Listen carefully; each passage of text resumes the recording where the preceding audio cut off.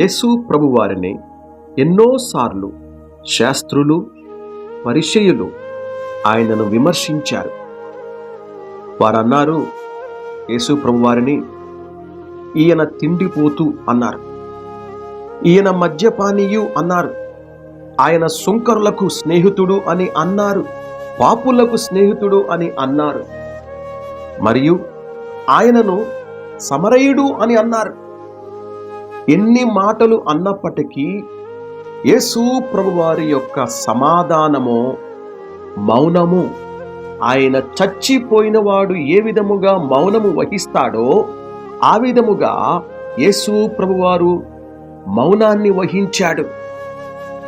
ఆయన వారితో సహవాసము కలిగి ఉండలేకపోయి ఉండవచ్చు, కానీ ఆయన సమాధానాన్ని వారితో ఎప్పుడూ ఆయన కోల్పోలేదు.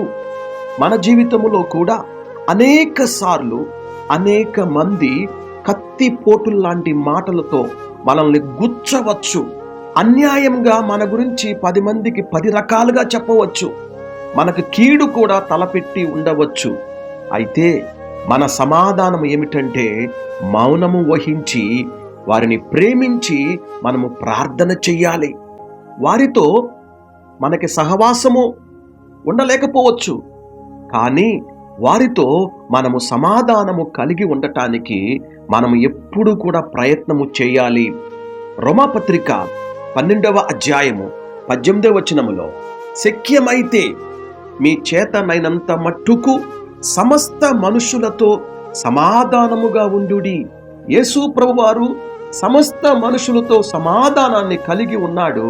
మనము కూడా ప్రతి ఒక్కరితో కూడా సమాధానముగా ఉండుటకు మన ప్రయత్నము మనము ఎప్పుడూ చేస్తూ ఉండాలి.